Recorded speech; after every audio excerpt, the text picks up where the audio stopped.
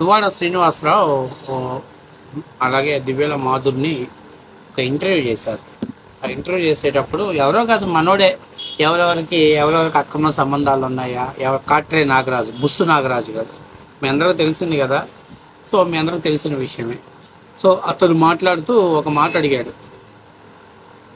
మిమ్మల్ని పార్టీలో మీరిద్దరు కలిసి ఇన్స్టాగ్రామ్స్లో రీల్స్ చేయటం, ప్రమోషన్ చేయటం, అట్లాగే ఈ ఓకులా సీల్స్ అనే దాన్ని ఓపెన్ చేసి, అలాగే ఏదో కొన్ని పెళ్ళిళ్ళ సంగీతంలో డాన్సులు వేయటం, వీటన్నిటి కారణాల వల్ల మీకు పార్టీ గుండా చెడ్డ పేరు వస్తుందని చెప్పేసి మిమ్మల్ని పార్టీ నుంచి సస్పెండ్ చేశారని చెప్పేసి మన ఇంటర్వ్యూ కాట్రే నాగరాజు క్వశ్చన్ అడిగాడు. దానికి దివ్యల మాధురి గారు ఫస్ట్ టైం ఒక బెస్ట్ అద్రిపోయేలా సమాధానం చెప్పింది. వైఎస్ఆర్సీపీ పార్టీలో ఎవరైనా విలువలు ఉన్నటువంటి వాళ్ళు రాజకీయాల్లో ఉన్నారా చెప్పమని అడిగారు. ఏ వ్యక్తికైనా విలువలు ఉన్నాయా, విలువలు ఉన్నవాడు ఎవరైనా అసలు వైఎస్ఆర్సీపీ పార్టీలో ఉంటాడా అని చెప్పేసి ఆమె అడిగారు. అంతేకాకుండా ఆమె నన్ను ఏదో నేను రీల్స్ చేస్తున్నాను కదా అని చెప్పేసి నన్ను టార్గెట్ చేస్తున్నారు. మరి ఇదే రీల్స్ జబర్దస్త్ షోలు చేస్తున్నటువంటి హక్కే రోజా ఉంది, ఏమన్నా మాట్లాడితే ప్రెస్ మీట్లో నాలుకలు మడత పెట్టిద్ది, లేదా షోలో అమ్మడు లెట్స్ డూ కుమ్ముడు అనిద్ది. అంతేకాకుండా ఈమె రీల్స్ అనేవి నా వ్యక్తిగతంగా చేసుకున్నాను, నా షాప్ ప్రమోషన్స్ కోసం నేను రీల్స్ చేసుకున్నాను. కానీ ఆమె ఒక బాధ్యత మినిస్టర్గా ఉండి వర్షాలు పడి రైతులు ఇబ్బంది పడుతుంటే ఆ టైంలో ఆమె రీల్స్ చేసింది. అంటే రోజా కంటే నేనేమన్నా ఆ పార్టీకి మైనస్ చేశానా? ఇక నోరు తెరిస్తే ప్రత్యర్థి పార్టీ నాయకులు బూతులు తిట్టినటువంటి కొడాలి నాని, వల్లభనేని వంశీ, దోడపూడి చంద్రశేఖర్ రెడ్డి, ఇలా వీళ్ళకంటే నేనేం పార్టీకి డ్యామేజ్ చేయలేదే. సరే మేము ఒకరినొకరిని ఇష్టపడ్డాం, సరే మాది తప్పో ఏదో పక్కన పెట్టండి. మరి అది కాకుండా ఆడియో కాల్స్ లైవ్లోకి వచ్చాయి కదా, మరి వాళ్ళు ఎందుకు చర్యలు తీసుకోవాలా? మన అంబటి రాంబాబు 2 సార్లు బయటకు వచ్చింది, అలాగే అవంతి శ్రీనివాస్ది ఒకసారి బయటకు వచ్చింది, ఎమ్మెల్సీ అనంతబాబు వీడియో వచ్చింది, గోరంట్ల మాధవ్ వచ్చింది. అందరితో పోల్చుకున్నప్పుడు మేము మాగుండా పార్టీ ఎక్కడ డ్యామేజ్ అవ్వలేదే అని చెప్పేసి స్ట్రైట్గా సుత్తి లేకుండా సూటిగా ప్రశ్న అడిగింది మన దివ్యల మాధురి. వాస్తవానికి నిజమే కదా. ఇప్పుడు ఒక రకంగా వీళ్ళిద్దరూ సరే ఏది ఏమైనా అవచ్చు, అతనితో సహజీవనం చేస్తున్నారు, దానివల్ల వాళ్ళు చేస్తున్న వ్యాపారాల్ని ప్రమోషన్ చేసుకోవడానికి వాళ్ళు చేశారు. మరి అది ఆదిలో నుంచి నువ్వు కట్టడి చేసి ఉంటే ఈరోజు ఈ పరిస్థితి వచ్చేది కాదుగా. గతంలో ఏదైతే దువ్వాడ ఇంటి దగ్గర గేట్లు వేసినప్పుడు అప్పుడే నువ్వు దువ్వాడని పిలిచి మందలిచ్చుంటే ఈరోజు ఈ పరిస్థితి వచ్చేది కాదు కదా. తీరా దాన్ని వదిలేసి చివరికి బాగా పాకాన పడిన తర్వాత వాళ్ళేదో లోకేష్ దగ్గర సమర్థవంతమైన నాయకత్వ లక్షణాలు ఉన్నాయి అని అన్నారని చెప్పేసి నువ్వు సస్పెండ్ చేసేవాళ్ళని. జగన్మోహన్ రెడ్డి ఫైనల్ ఇంటెన్షన్ అదే, లోకేష్ని పొగిడారని మాత్రమే వాళ్ళని పార్టీలను సస్పెండ్ చేశారు. అంతేగాని వాళ్ళు ఈ రీల్స్ చేస్తున్నారనో, ప్రమోషన్ చేస్తున్నారనో, ఇంకొక దాని న్యూస్ సెన్స్ కోసం జగన్మోహన్ రెడ్డి లెక్క చేయడు. అసలు ఆ పార్టీలో కామన్ సెన్స్ ఉన్నాడు ఎవడున్నాడు నాకు అర్థం కావట్లా. స్వయాన జగన్మోహన్ రెడ్డి గారు తన తల్లి మీద NCTLలో కేసు వేశాడు, చెల్లెల్ని బెడబెట్టి బయటికి గెంటాడు, చెల్లెలు బయటకు వచ్చేసి మాట్లాడుతుంది. ఇంకా ఆ పార్టీలో ఎవరు చెప్పండి? సజ్జల విషయం మీకు తెలిసిన విషయమే. అన్నిట్లో ఏలు పెట్టి గెలికే రకం సజ్జల. అన్ని ఇల్లీగల్ అఫైర్స్లో సజ్జల పేరు ఉంటుంది, అన్ని ఇల్లీగల్ స్కామ్స్లో మన సజ్జల పేరు ఉండాల్సిందే. ఇంకా ఆ తర్వాత విజయసాయి రెడ్డి 68 ఏళ్ల వయసులో గర్భాధానం చేసినటువంటి మహానుభావుడు.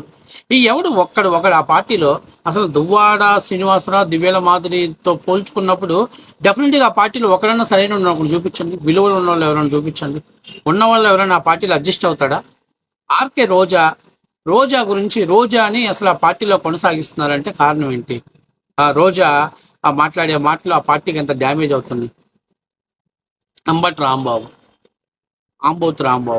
ఆడది కనపడితే చాలు, చెట్టుకు చీర కడితే చాలు, పైకి ఎక్కాలని రకం వీడు.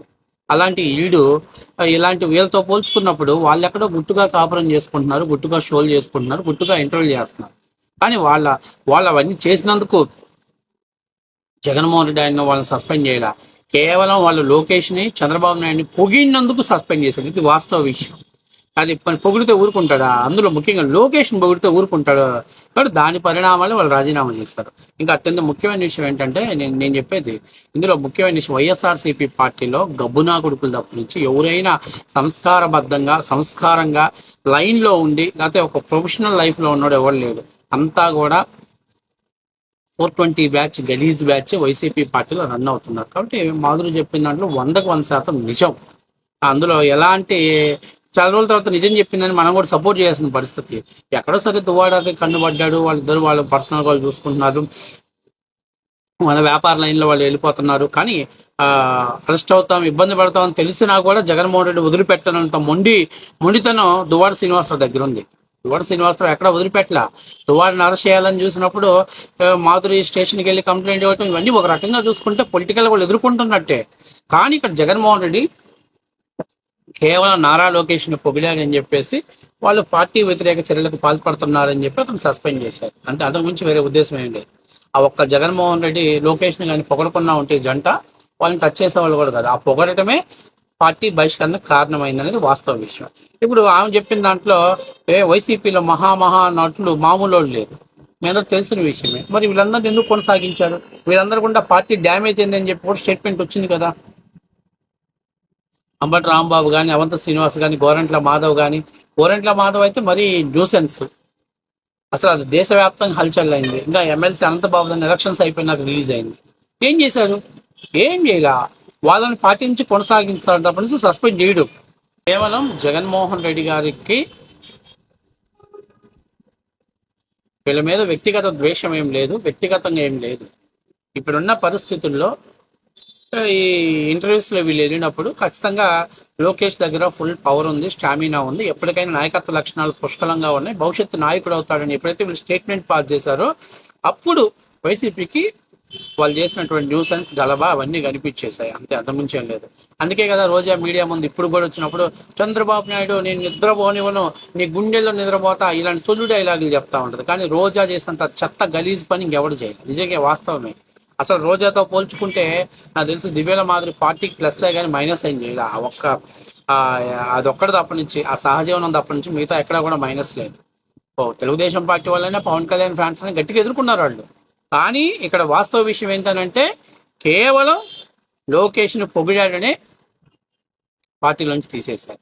రోజా పొగడదుగా, పెద్దిరెడ్డి రామచంద్రారెడ్డి పొగడగా, అలాగే అంబటి రాంబాబు పొగడగా, ఎంతసేపు ఉన్నా ఏదో మాస్ పంచులు 4 వేసి పార్టీ ఎంత నాశనం అయిపోయినా పర్వాలేదు ఇంటికి వెళ్ళిపోయి ప్రశాంతంగా పడుకుంటారు. కానీ ఇది అది చేయలే, వీళ్ళు అది చేయలేదు కాబట్టి వీళ్ళని కొనసాగించారు. ఎందుకంటే ఒక్కొక్కరు ఒక్కొక్క క్యారెక్టర్, వైసీపీలో క్యారెక్టర్ ఉన్నాడు, ఎవడు కూడా వైసీపీ పార్టీలో ఉన్నాడు, ఆ పార్టీని రన్ చేయాలనుకోడు, ఆ పార్టీలో కలిసి పనిచేయలేరు. అదే ఆ పార్టీ అధ్యక్షుడి దగ్గర నుంచి చివరి వరకు కార్యకర్తల వరకు ఏదో ఒక కేసులోనో, ఏదో ఒక 420లోనో, ఏదో ఒక ఆడియో కాల్స్, వీడియో కాల్స్ బయటకు వస్తేనే వాళ్ళు వైసీపీ పార్టీలో మినిమం మెంబర్షిప్ తీసుకునేటువంటి అర్హత ఉన్నటువంటిది.